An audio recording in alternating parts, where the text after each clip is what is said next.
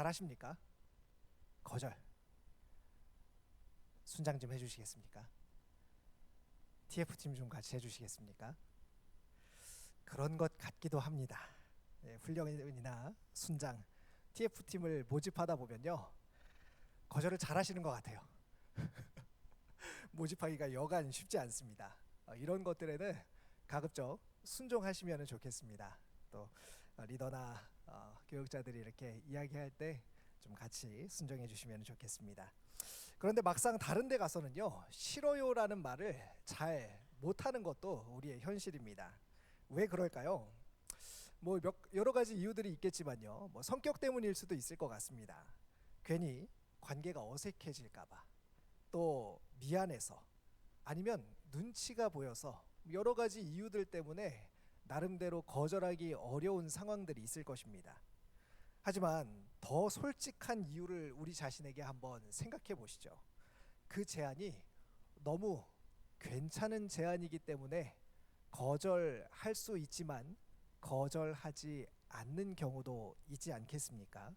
나에게 도움이 되는 제안, 돈이 되는 제안, 경력에 좋은 제안, 남들이 부러워할 만한 제안, 이런 제안들을 받는다면요, 거절하기가 정말 어렵죠. 오늘 본문에서 아브라함도 그런 제안을 받습니다. 그런데 그는 이 제안을 받자마자요, 냅다 거절해 버립니다.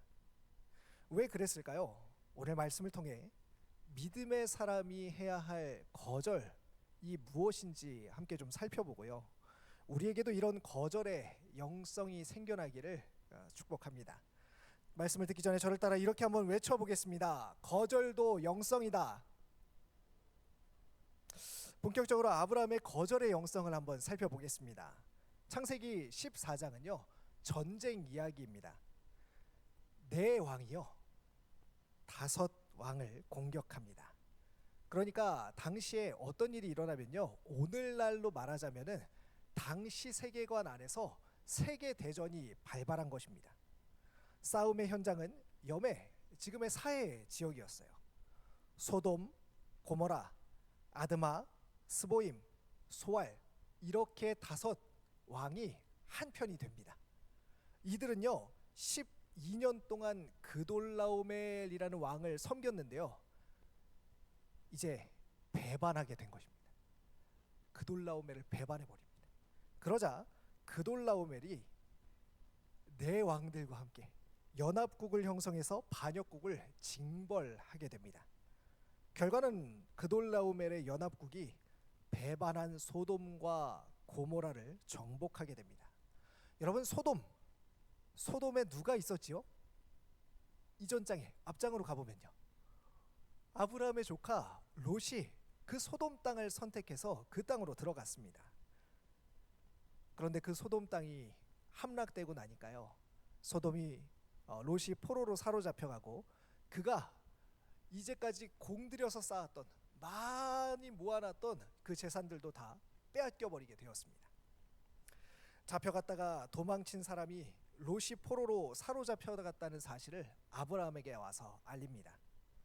아브라함은 318명의 병사를 이끌고 롯을 구하기 위해 쫓아갑니다.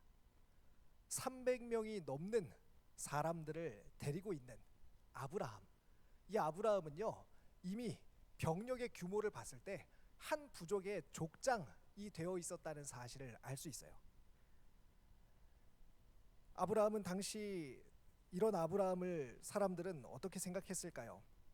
아브라함이 유브라테스 강을 건너온 난민, 이 난민이 어떻게 이렇게 부유해지고 우리 땅에서 살아남았을까 하는 의구심들, 질문들을 가지고 있지 않았겠습니까?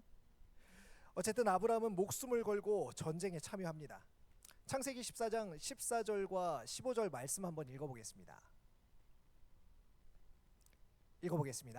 아브라함이 그의 조카가 사로잡혔음을 듣고 집에서 길리고 훈련된 자 318명을 거느리고 단까지 쫓아가서 그와 그의 가신들이 나뉘어 밤에 그들을 쳐부수고 다메섹 왼편 호바까지 쫓아가.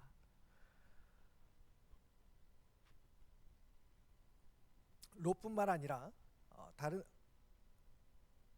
한 절이 더 있지 않나요? 제가 읽어보겠습니다.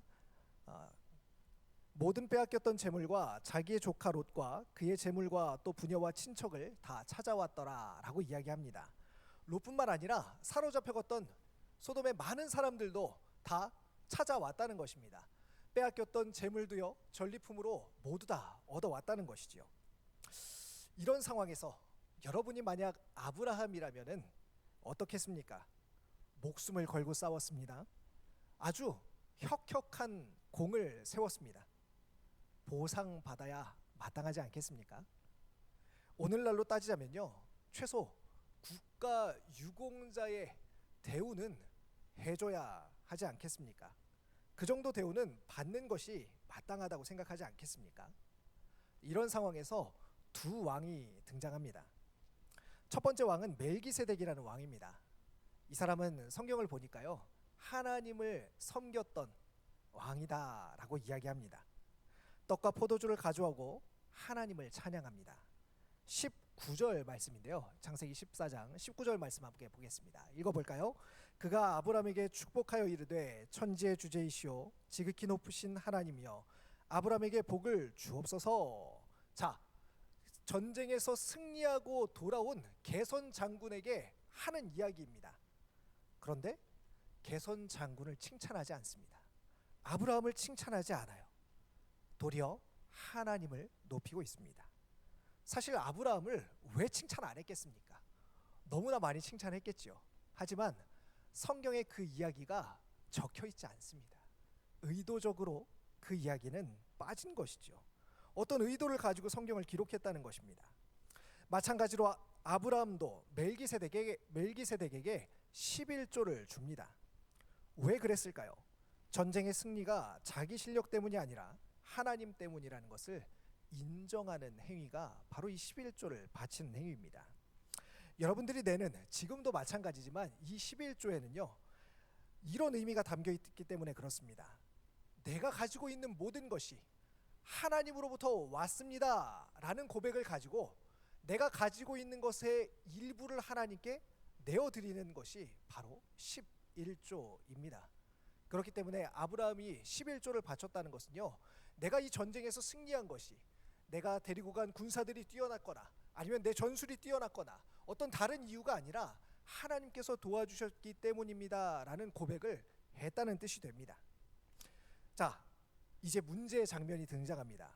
두 번째 왕인 소돔 왕이 아브라함을 마중 나옵니다. 14장 21절인데요, 같이 한번 읽어볼까요? 시작. 소돔 왕이 아브라함에게 이르되 사람은 내게 보내고 물품은 내가 가지라. 여러분, 이 제안이 어떻게 들리십니까? 매우 합리적인 제안이지요. 왜냐하면 아브라함이 데리고 온 사람들은요, 어디 사람이요? 소돔 사람이니까요.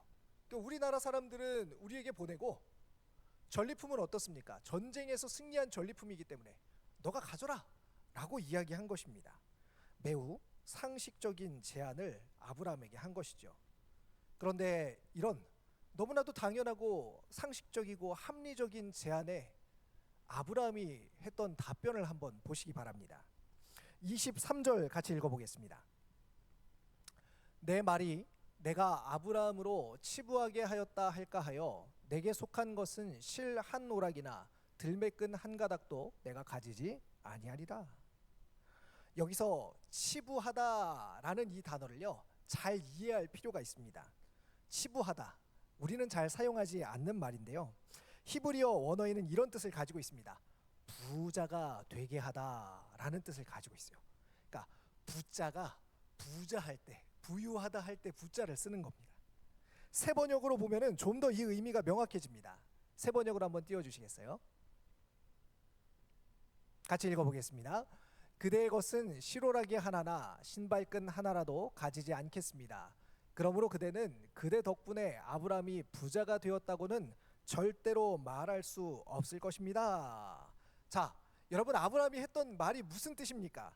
내가 부자가 된 게 당신, 소돔 왕 당신 덕분에라는 말은 내가 절대로 듣지 않을 겁니다 라 이런 말입니다. 여러분, 아니 누가 부자가 되게 해주든 부자가 되면 되는 거 아닙니까? 누구의 도움으로 입학을 하든 입사를 하든 내가 원하는 대학에, 내가 원하는 회사에 가면 되는 것 아닙니까? 누구의 도움을 받았든 내가 원하는 사람과 만나고 결혼하면 되는 것 아닙니까? 누구의 도움을 받든 어떤 도움을 받든 내가 원하는 것들을 이루을 수 있다면 되는 것 아닙니까? 누가 주든 상관없지 않냐는 것이죠. 그런데 아브라함은 단칼에 거절합니다. 왜 이렇게까지 하는 것일까요? 다시 12장의 애굽 사건을 한번 떠올려 보시기 바랍니다. 애굽의 바로 왕이 사라 때문에 아브라함에게 많은 재물과 종들을 내어 주었습니다. 그때 아브라함은요, 재산이 많이 늘어났을 거예요. 부자가 된 것이죠.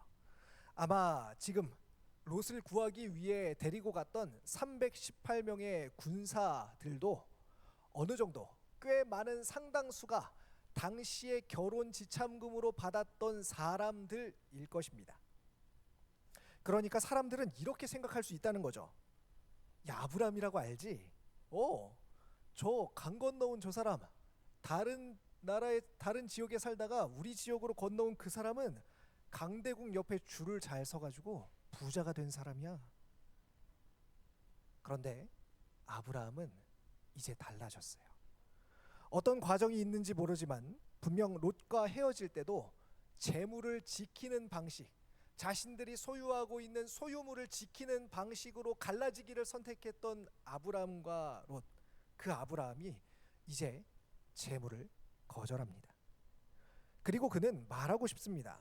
나는 강대국 덕분에 사는 사람이 아닙니다. 나는 하나님 덕분에 사는 사람입니다. 그렇기 때문에 그는 거절할 수밖에 없었던 것이죠. 이것은 단순히 내가 물질을 줄 테니까, 내가 부자 되게 해줄 테니까 나한테 좀 잘 보여라, 굽신굽신해라, 자존심의 문제가 아닙니다. 신앙 고백인 것이죠. 여러분, 오늘 우리도 이런 종류의 제안을 받게 됩니다. 그래도 대학은 나와야지, 그래도 이 정도 돈은 있어야지, 남들처럼은 살아야지, 이 기회 잡으면 인생 바꿀 수 있어. 그리고 세상은 말합니다. 돈 벌게 해줄게, 인정받게 해줄게, 남들이 부러워하게 해줄게, 성공하게 해줄게. 이런 것들은요, 참 우리가 거절하기 힘든 제안들이죠. 하지만 여러분, 직장을 그만두라는 말이 아닙니다. 결혼하지 말라는 말도 아닙니다. 근데 너무 많이 결혼하기는 해요. 이런 것들이 핵심이 아니죠. 핵심은 내가 받는 이것이 누가 주는 것인지를 분명히 해야 할 순간이 우리에게 온다는 것입니다. 2023년에 JTBC에서 방영했던 드라마 대행사라는 드라마를 아십니까? 이보영 씨와 손나은 씨가 주연을 맡았었는데요. 광고 회사 다니는 모 집사님께서 너무 현실 고증을 잘해서 화가 났었다고 했던 기억이 납니다. 대행사에서 승진을 놓고 사력을 다해서 싸우는 주인공이 절체절명의 순간에 대부업체 광고를 제안받게 됩니다.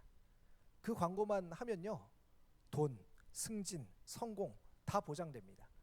그런데 그 절체절명의 순간에 주인공은 이 제안을 거절합니다. 왜 그랬을까요?